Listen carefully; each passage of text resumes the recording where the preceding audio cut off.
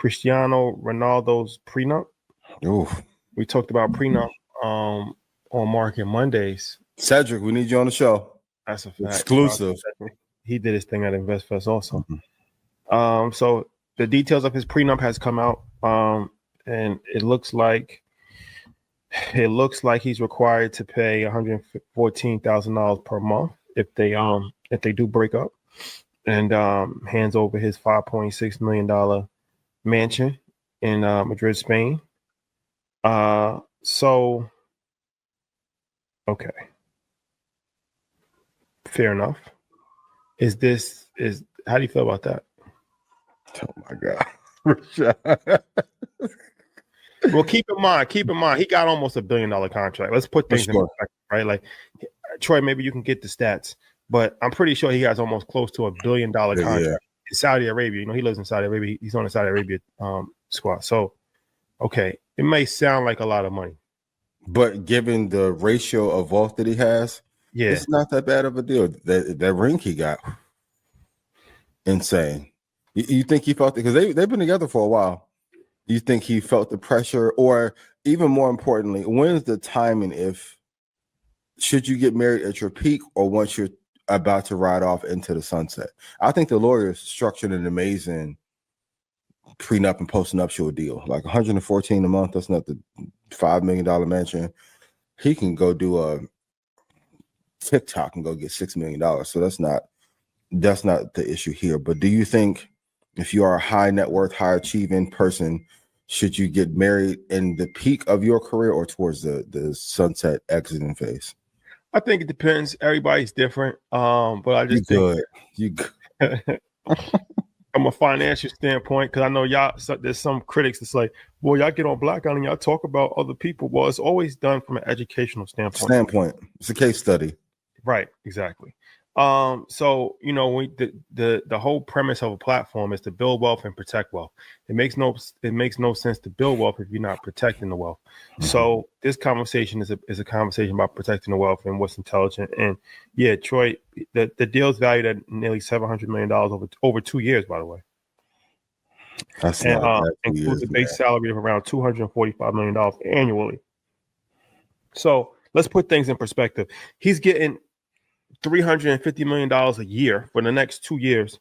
Him potentially, maybe, if they get a divorce, having to pay $114,000 a month that's not breaking nothing. It's not breaking the bank. And he has children. I think he got like 3 children, something like that. Mm-hmm. So, you always want to maintain. So, okay, so here's for the critics, it's like, oh, why y'all talking about another man? Okay, so goes back to the case. Why are talking about us? So here's the case study element of it. In my opinion, as a father, let's take the husband out of it. As a father, your number one responsibility is to make sure that your children are taken care of at all times.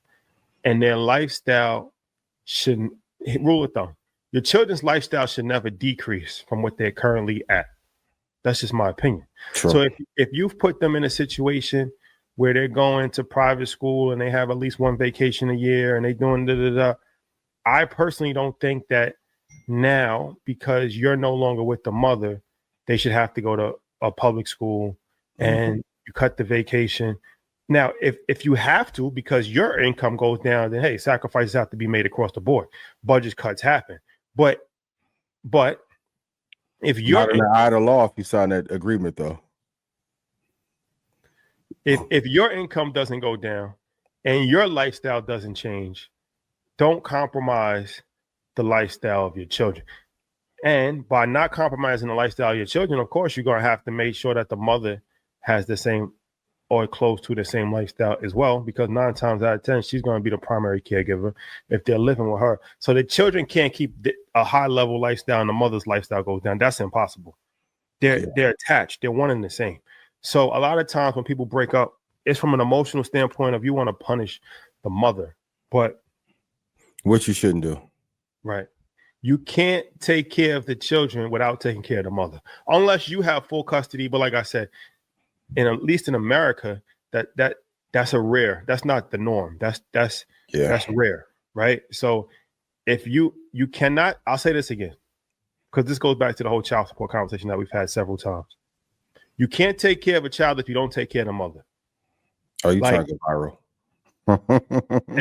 It's 100% fact, because a lot of people don't understand that. They'll be like, okay, well, I'm getting the kid. Like, what you paying in child? I'm not paying nothing in child support, but I make sure my kid got sneakers.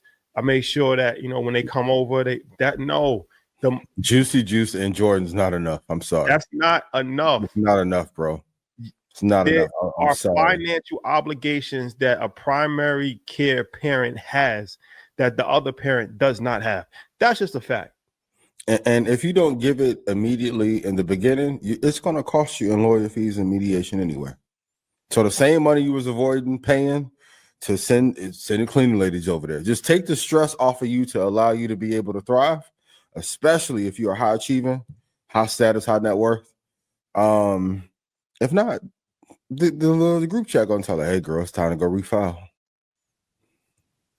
You got to manage those situations comfortably. And sometimes they just want to know, and those prenups they'll be taken care of. In addition to losing love of their life, they can't be in squalor and lose the love of their life. So, but for financial ratio purposes, this is 0.1% of his net worth per year that he would have to invest if they split. Yeah, he's super good. He's super good. But then the first is billionaire athlete.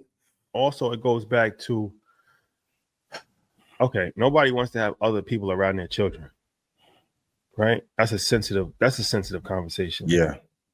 Well, one of the ways where you can at least, because there's no guarantee, but one of the ways where you can at least try to have some level of say so in that conversation and navigate that correctly is to make sure that the mother is taken care of. Because best believe if the mother's not taken care of, you have a 0% chance of trying to navigate that situation. She's going to be outside with Otis Thorpe. And like I said, it still might happen. It still may happen.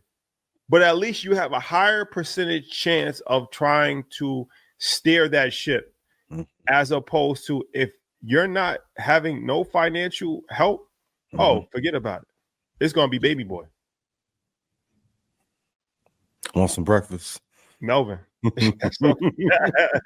Want some breakfast? Scrambled eggs in the morning.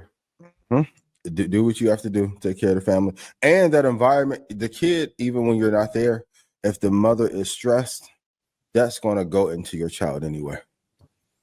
So make sure that you're doing what you're supposed to do. And it's not about tricking on, because I hear some of y'all say, well, I don't want to do this and we're not together. But if you chose to have a child and you break up the home and you cause a Cheyenne Bryant, that's us, hey, I saw you and Ish going back and forth. If you are a creator of a broken home, it's your job to make that home at peace, even if you're not there. And you can't thrive on your own. Like I see a lot of men get into it and do that. I'm like, it's hard to be productive and have interpersonal issues like that going on. 100%. 100%. So, okay.